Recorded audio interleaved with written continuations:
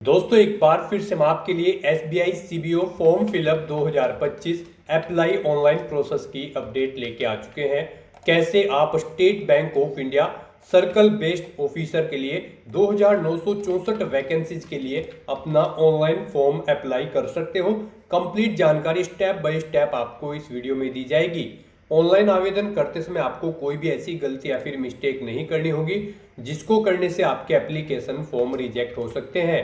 और आवेदन करते समय आपको कुछ महत्वपूर्ण इंस्ट्रक्शंस का भी ध्यान रखना होगा, तभी आपके एप्लीकेशन फॉर्म सक्सेसफुली सबमिट किए जाएंगे।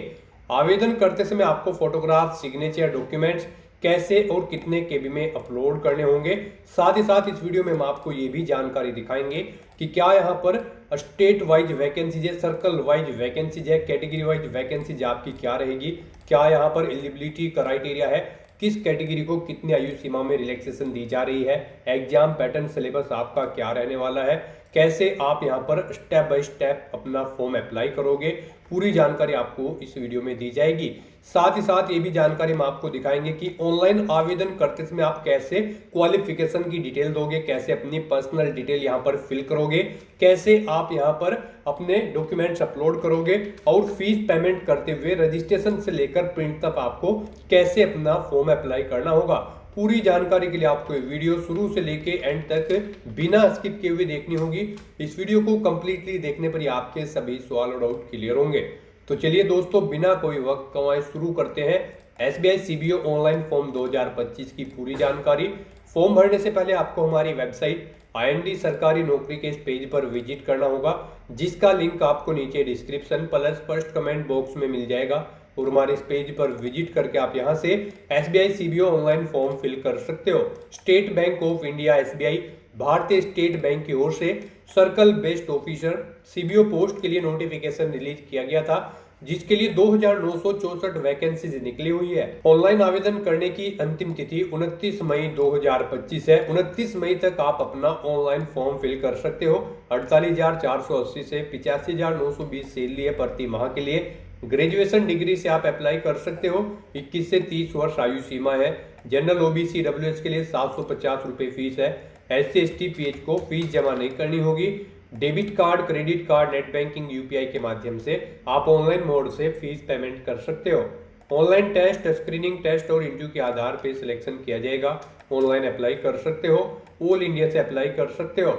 sbi.co.in इसकी ऑफिशियल वेबसाइट है, जिससे आप ऑनलाइन अप्लाई कर सकते हो। इंपोर्टेंट लिंक सेक्शन के अंतर्गत ऑफिशियल नोटिफिकेशन पीडीएफ लिंक पर क्लिक करके आप इसकी पीडीएफ डाउनलोड कर सकते हो। इस पीडीएफ को आप जैसे स्क्रॉल डाउन करोगे तो सबसे पहले आपको यहाँ पर कुछ महत्वपूर्ण इंस्ट्रक्शंस दिए गए हैं। साथ ही साथ यहाँ पर आपको इसमें स्टेट वाइज, सर्कल वाइज और कैटेगरी वाइज वैकेंसीज की जानकारी दी गई है। उसके बाद में यहाँ पर आप जैसे स्क्रॉल डाउन करोगे तो एलिजिबिलिटी क्राइटेरिया की जानकारी दी गई है। क्वालिफिकेशन की डिटेल है इसमें।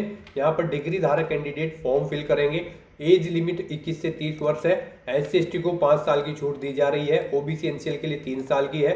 PWBD SC ST के लिए 15 साल, ओबीसी 13, जनरल ईडब्ल्यूएस के लिए 10 साल। और भी यहाँ पर कैटेगरी है जिनको एज रिलैक्सेशन दिया गया है, तो आप चेकआउट कर सकते हो।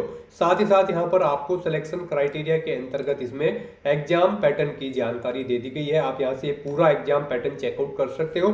साथ ही साथ सैलरी डिटेल चेकआउट कर सकते हो। एग्जाम यहाँ पर सेंटर की ट्रेनिंग की आपको जानकारी दी गई है, फीस पेमेंट की इंफॉर्मेशन, और यहाँ पर आपको पूरा सिलेबस भी डिटेल में दिया गया है। साथ ही साथ हाउ टू अप्लाई का भी कंप्लीट प्रोसीजर आपको इस पीडीएफ में दे दिया गया है।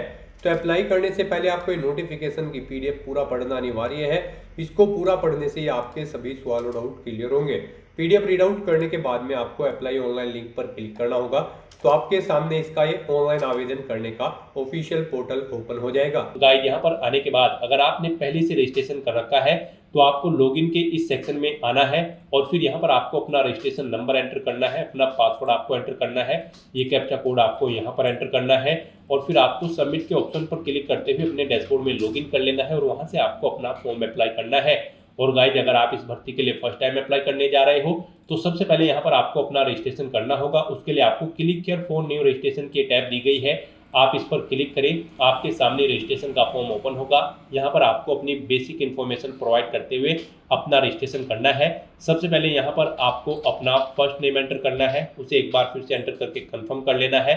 मिडिल नेम लास्ट नेम है तो उन्हें भी एंटर करके आप यहाँ पर कंफर्म कर ले, नहीं है तो आप इन कॉलम्स को खाली छोड़ सकते हैं। उसके बाद यहाँ पर आपको अपना मोबाइल नंबर एंटर करना है, उसे एक बार फिर से एंटर करके कंफर्म कर लेना है।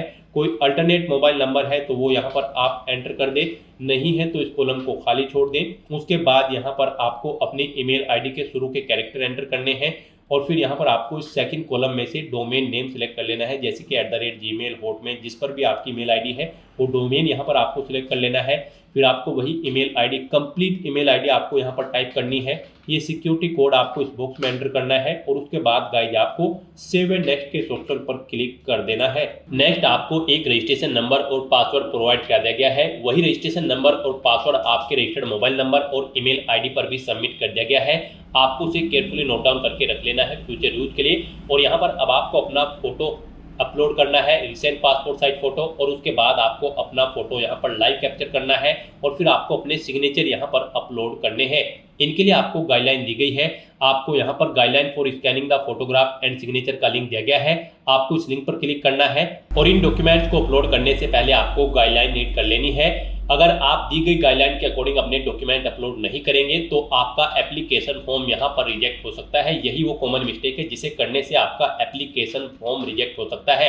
यहाँ पर आपका जो फोटो होगा वो 4.5 सेंटीमीटर इंटू 3.5 सेंटीमीटर होना चाहिए, लेटेस्ट पासपोर्ट साइज फोटो, और उसका साइज 20 KB से 50 KB के बीच में होना चाहिए। सिग्नेचर यहाँ पर आपके 10 KB से 20 KB के बीच में होने चाहिए। डायमेंशन उनकी 140 इंटू 60 पिक्सल होनी चाहिए। तो यहाँ पर आपको दी गई गाइडलाइन के अकॉर्डिंग अपने डॉक्यूमेंट अपलोड करने हैं। यहाँ पर आने के बाद आपको चूज फाइल बटन पर क्लिक करना है, अपना फोटो सेलेक्ट करना है और उसे यहाँ पर अपलोड कर देना है। फिर यहाँ पर गाइज आपको कैप्चर फोटो के ऑप्शन पर क्लिक करके अपना लाइव फोटो अपने वेब कैमरा से या फिर मोबाइल फोन से कैप्चर कर लेना है, या फिर आप क्लिक है टू स्कैन के ऑप्शन पर क्लिक करके यहाँ पर ये QR कोड स्कैन कर ले और फिर अपना फोटो यहाँ पर आप कैप्चर कर ले। और उसके बाद यहाँ पर आपको अपने सिग्नेचर अपलोड करने हैं। उसके लिए भी आपको चूज फाइल के ऑप्शन पर क्लिक करना है, फाइल को सिलेक्ट करना है और अपने सिग्नेचर को यहाँ पर आपको अपलोड कर देना है। और उसके बाद गाइज आपको इन चेक बॉक्सेस को ओके करना है और फिर उसके बाद आपको नेक्स्ट के इस ऑप्शन पर क्लिक कर देना है। नेक्स्ट आपके सामने कुछ इस तरह से इंटरफेस ओपन होगा। अब यहाँ पर आपको अपनी बेसिक डिटेल देनी है, क्वालिफिकेशन, एक्सपीरियंस और लैंग्वेजेस की डिटेल देनी है। तो यहाँ पर सबसे पहले आपको अपना सर्कल सेलेक्ट करना है, जिस सर्कल के लिए आप अप्लाई करना चाह रहे हैं। उसके बाद यहाँ पर आपसे पूछा गया है कि क्या आप जिस सर्कल के लिए अप्लाई कर रहे हैं उसकी लोकल लैंग्वेज जानते हैं। यहाँ पर उस सर्कल की लैंग्वेज आपको शो कर दी जाएगी, तो यहाँ पर आपको लैंग्वेज सेलेक्ट कर लेनी है। फिर यहाँ पर आपसे पूछा गया है आपके पास 10वीं या फिर 12वीं में आपने जो ये लोकल लैंग्वेज सेलेक्ट की है ये एक सब्जेक्ट के रूप में थी, तो यहाँ पर आपको यस ऑप्शन सेलेक्ट करना है। उसके बाद आपको अपनी कैटेगरी सेलेक्ट कर लेनी है।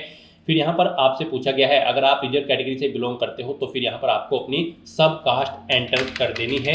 उसके बाद गाइड यहाँ पर आपसे पूछा गया है कि क्या आप PWBD कैंडिडेट है और आपकी डिसेबिलिटी 40% से अबव है। अगर है तो आप यस ऑप्शन सेलेक्ट करें, अपनी डिसेबिलिटी का टाइप सेलेक्ट करें और फिर उसकी डिटेल यहाँ पर दें। और अगर आप PWBD कैंडिडेट नहीं हो तो यहाँ पर आपको नो ऑप्शन सेलेक्ट करना है। उसके बाद आपको इस पेज को नीचे स्क्रॉल डाउन करना है। फिर यहाँ पर आपसे पूछा गया है कि क्या आप person with a specified disability cover करते हैं under the definition of section 2SK। अगर करते हैं तो यस करें, नहीं तो नो ऑप्शन सेलेक्ट कर लें। उसके बाद यहाँ पर आपसे पूछा गया है कि क्या आप माइनॉरिटी कम्युनिटी के अंतर्गत आते हैं। अगर आते हैं तो यस करें, नहीं तो नो ऑप्शन सेलेक्ट करें। अपनी नेशनलिटी यहाँ पर आपको ऑटोमेटिकली फिर मिल जाएगी इंडियन। फिर यहाँ पर आपसे पूछा गया कि क्या आप एक्स सर्विसमैन हैं। अगर हैं तो यस करें, नहीं तो नो ऑप्शन सेलेक्ट करें। अगर यस ऑप्शन सेलेक्ट करते हैं तो फिर आपको अपनी सर्विस का पीरियड यहाँ पर मंथ्स में एंटर करना होगा, नहीं है तो आप नो ऑप्शन सेलेक्ट कर लें। फिर यहाँ पर आपसे पूछा गया कि क्या आप किसी कमर्शियल बैंक में कार्यरत हैं, शेड्यूल्ड वर्कर हैं। अगर हैं तो यहाँ पर आप यस करें, नहीं तो नो ऑप्शन सेलेक्ट कर लें। उसके बाद आपसे पूछा गया कि क्या आप ऑलरेडी SBI में क्लर्क या फिर सुपरवाइजरी कैडरी पर कार्यरत हैं। अगर है तो यस करें, नहीं तो नो ऑप्शन सेलेक्ट करें। उसके बाद आपसे पूछा गया कि क्या आप अर्लियर एम्प्लॉय हैं स्टेट बैंक ऑफ इंडिया या फिर इसके एसोसिएट बैंक्स में। अगर हैं तो यस करें, नहीं तो नो ऑप्शन सेलेक्ट कर लें। उसके बाद आपसे पूछा गया कि क्या आप अर्लियर एम्प्लॉय हैं SBI के किसी भी रीजनल के बैंक के सर्कल क्लैरिकल कैडरे पर। अगर हैं तो यस करें, नहीं तो नो ऑप्शन सेलेक्ट करें। फिर यहाँ पर आपसे पूछा गया है कि क्या आपकी कैरेक्टर से रिलेटेड कभी कोई रिपोर्ट की गई है। अगर की गई है तो यस करें, नहीं तो आप नो ऑप्शन सेलेक्ट करें।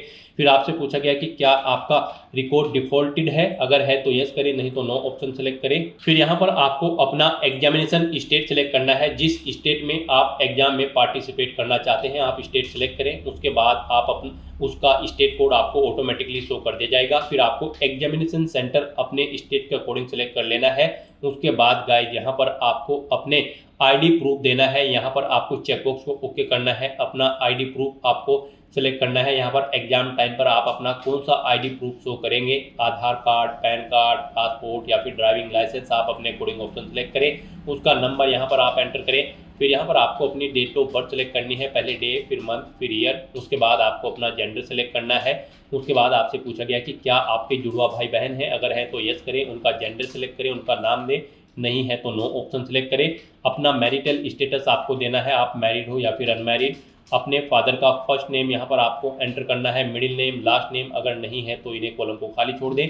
मदर का फर्स्ट नेम एंटर करें, उनका मिडिल नेम, लास्ट नेम है तो वह एंटर करें, नहीं है तो इन कॉलम को खाली छोड़ दें। अगर आप मैरिड हो तो आपको अपने हस्बैंड या फिर वाइफ का नाम यहाँ पर एंटर करना होगा।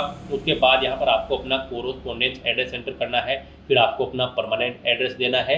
और अगर आपका परमानेंट एड्रेस आपके कोरोस्पोंडेंस एड्रेस के अकॉर्डिंग सेम है तो आप इस चेकबॉक्स को ओके कर दें। ऑटोमेटिकली आपका परमानेंट एड्रेस आपके कोरोस्पोंडेंस एड्रेस के अकॉर्डिंग फिल हो जाएगा। उसके बाद यहाँ पर आपको अपना जीएसटी इनवॉइसिंग एड्रेस सेलेक्ट कर लेना है। जिस एड्रेस पर आप कम्युनिकेट करना चाहते हैं आपको आपकी कैटेगरी के अकॉर्डिंग यहाँ पर फीस का अमाउंट शो कर दिया जाएगा। इस तरह से अपनी सभी डिटेल्स फिल करने के बाद फिर आपको वैलिडेट योर डिटेल्स के ऑप्शन पर क्लिक करके अपनी सभी डिटेल्स वैलिडेट कर लेनी है और फिर आपको सेव एंड नेक्स्ट के ऑप्शन पर क्लिक कर देना है। नेक्स्ट यहाँ पर आपको अपनी क्वालिफिकेशन, एक्सपीरियंस और लैंग्वेज की डिटेल देनी है। इस भर्ती में पार्टिसिपेट करने के लिए आपके पास ग्रेजुएट डिग्री होनी जरूरी है किसी भी रिलेवेंट डिसिप्लिन के अंतर्गत, प्लस आपको 2 साल का वर्किंग एक्सपीरियंस होना चाहिए सेंट्रल बेस्ड ऑफिसर की पोस्ट के लिए, और आपको लोकल लैंग्वेज की नॉलेज होनी चाहिए। जिस सर्कल के लिए आप अप्लाई कर रहे हैं उसकी लोकल लैंग्वेज आपको रीड, राइट और स्पीक करनी आनी चाहिए। तो यहाँ पर अब आपको अपनी क्वालिफिकेशन की डिटेल देनी है। इसमें सबसे पहले आपको अपनी ग्रेजुएशन की डिटेल देनी है। यहाँ पर सबसे पहले आपको अपनी स्ट्रीम सेलेक्ट करनी है जिसमें आपने अपनी ग्रेजुएशन कंप्लीट की है। उसके बाद यहाँ पर आपको कॉलेज या फिर यूनिवर्सिटी का नाम देना है जिससे आपने अपनी ग्रेजुएशन या फिर इसके इक्विवेलेंट डिग्री पास आउट की है। पासिंग डेट यहाँ पर आपको सिलेक्ट करनी है। मार्क्स की परसेंटेज अपनी देनी है। फिर आपको बताना है आपकी फर्स्ट क्लास है, सेकंड है या फिर अदर, आप अपने अकॉर्डिंग यहाँ पर ऑप्शन सेलेक्ट करें। उसके बाद अगर आपने इंटीग्रेटेड ड्यूल डिग्री कर रखी है तो उसकी डिटेल भी आप ऐसे ही दे सकते हैं। पोस्ट ग्रेजुएशन या फिर कोई प्रोफेशनल क्वालिफिकेशन या फिर कोई अन्य क्वालिफिकेशन कर रखी है तो उसकी डिटेल भी आप यहाँ पर सेम ऐसे ही प्रोवाइड कर सकते हैं। उसके बाद आपसे पूछा गया कि क्या आपको यहाँ पर मिनिमम 2 साल का एक्सपीरियंस है सर्कल बेस्ड ऑफिसर की पोस्ट के लिए, तो यहाँ पर आपको येस ऑप्शन सेलेक्ट करना है और फिर आपको अपने एक्सपीरियंस की डिटेल यहाँ पर देनी है। सबसे पहले यहाँ पर आपको अपना नाम देना है, फिर आपको डेजिग्नेशन देनी है, किस डेजिग्नेशन पर आप कार्यरत थे, कब से कब तक आप कार्यरत थे, वो डे, मंथ, ईयर आपको यहाँ पर सिलेक्ट कर लेने हैं। नेचर ऑफ ड्यूटी देनी है। जॉब अगर आप छोड़ चुके हैं तो उसे छोड़ने का यहाँ पर आपको कारण देना है। इन डेट्स के अकॉर्डिंग यहाँ पर आपका एक्सपीरियंस कैलकुलेट करके आपको शो कर दिया जाएगा मंथ्स में। और उसके बाद अगर आपको एक से ज़्यादा जगह वर्किंग एक्सपीरियंस है तो आप यहाँ पर ऐड मोर के इस ऑप्शन पर क्लिक करें। एक और रो सेम ऐसी ही यहाँ पर ऐड हो जाएगी और आप उसमें अपने एक्सपीरियंस की डिटेल प्रोवाइड कर सकते हैं। रिमूव करना चाहते हैं तो आप रिमूव के ऑप्शन पर क्लिक करके रिमूव कर सकते हैं। उसके बाद आपसे पूछा गया कि क्या आप प्री एग्जाम ट्रेनिंग लेने के इच्छुक हैं, अगर हैं तो यस ऑप्शन सेलेक्ट करें।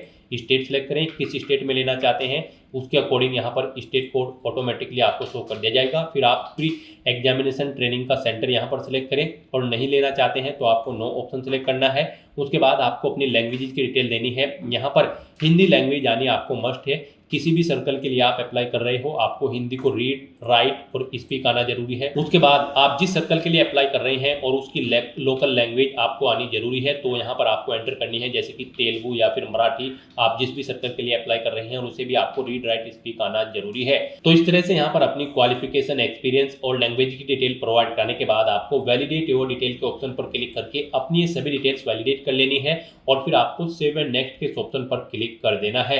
नेक्स्ट आपको आपके एप्लीकेशन फॉर्म का पूरा प्रीव्यू शो कर दिया गया है। आपको सभी डिटेल्स केयरफुली चेकआउट करनी है। पेज को नीचे स्क्रॉल डाउन करना है, डिक्लेरेशन के सेक्शन में इस चेकबॉक्स को ओके करना है और उसके बाद आपको यहाँ पर कंप्लीट रजिस्ट्रेशन के इस ऑप्शन पर क्लिक कर देना है। नेक्स्ट यहाँ पर आपको अपने डॉक्यूमेंट अपलोड करने हैं। यहाँ पर आपको अपना आईडी प्रूफ पीडीएफ फॉर्मेट में, डेट ऑफ बर्थ का प्रूफ पीडीएफ फॉर्मेट में अपलोड करना है, अपनी job profile certified by existing previous employer PDF format में आपको अपलोड करनी है। अपना रिज्यूम, आपके educational certificate, experience certificate, form 16 भी आपको यहाँ पर अपलोड करना है बैंक से लेने के बाद। उसके बाद आपको अपनी सैलरी स्लिप यहाँ पर अपलोड करनी है, लेफ्ट थंब इम्प्रेशन अपलोड करना है और हैंड रिटन डिक्लेरेशन डॉक्यूमेंट यहाँ पर आपको अपलोड करना है। इनके सामने यहाँ पर आपको बता दिया गया है कौन सा डॉक्यूमेंट किस फॉर्मेट में यहाँ पर अपलोड होगा। यहाँ पर आपका लेफ्ट थंब इम्प्रेशन और hand written declaration document JPG या फिर JPG फॉर्मेट में अपलोड होगा। बाकी के सब डॉक्यूमेंट यहाँ पर आपके PDF फॉर्मेट में होने चाहिए। इनके लिए भी आपको गाइडलाइन दी गई है। आपको गाइडलाइन फॉर डॉक्यूमेंट अपलोड के लिंक पर क्लिक करना है। आपके सामने ये PDF ओपन होगी। यहाँ पर आपका लेफ्ट थंब इम्प्रेशन जो है वो आपका 20 KB से 50 KB के बीच में होना चाहिए JPG या फिर JPG फॉर्मेट में। हैंड रिटन डिक्लेरेशन जो डॉक्यूमेंट होगा वो आपका 50 KB से 100 KB के बीच में होना चाहिए JPG या फिर JPEG फॉर्मेट में। बाकी के डॉक्यूमेंट यहाँ पर आपके PDF फॉर्मेट में होने चाहिए। तो इस तरह से यहाँ पर आपको अपने सभी डॉक्यूमेंट्स 1 बाय 1 करके अपलोड करने हैं। उसके लिए गाइस यहाँ पर आपको चूज फाइल के बटन पर क्लिक करना है, फाइल्स को सिलेक्ट कर लेना है और 1 बाय 1 करके आपको अपने सभी डॉक्यूमेंट्स को यहाँ पर आपको अपलोड कर देना है। उसके बाद यहाँ पर आपको ये कैप्चा कोड, जी हाँ दोस्तों, ये कैप्चा कोड इस बॉक्स में एंटर करना है और फिर आपको सेव एंड नेक्स्ट के इस ऑप्शन पर क्लिक कर देना है। नेक्स्ट आपके सामने कुछ इस तरह से इंटरफेस ओपन होगा। यहाँ पर आपका एप्लीकेशन फॉर्म सक्सेसफुली सबमिट हो चुका है। गाइस यहाँ पर अगर आप SC/ST PH कैंडिडेट हो तो आपको फीस जमा नहीं करानी है, आपका फॉर्म सबमिट हो चुका है। और अगर आप जनरल OBC EWS कैंडिडेट हो तो आपको 750 रुपये फीस के रूप में जमा कराने होंगे, जो कि आप debit card, credit card, net banking या फिर UPI के माध्यम से जमा करा सकते हो। तो यहाँ पर अपना फॉर्म सबमिट करने के बाद आपको प्रिंट एप्लीकेशन के इस ऑप्शन पर क्लिक करना है और अपने एप्लीकेशन फॉर्म का एक हार्ड कॉपी प्रिंट आउट ले लेना है फ्यूचर यूज के लिए, फ्यूचर रेफरेंस के लिए। तो दोस्तों ऐसे आप state Bank of India circle based officer 2964 post के लिए अपना फॉर्म अप्लाई कर सकते हो बिना कोई मिस्टेक किए हुए। आज की इस वीडियो में बस इतना ही। आई होप ये वीडियो आपको पसंद आई होगी। अगर पसंद आई हो तो इसे लाइक और शेयर करें। चैनल पर नए हो तो इसे सब्सक्राइब कर लें। Thanks for watching.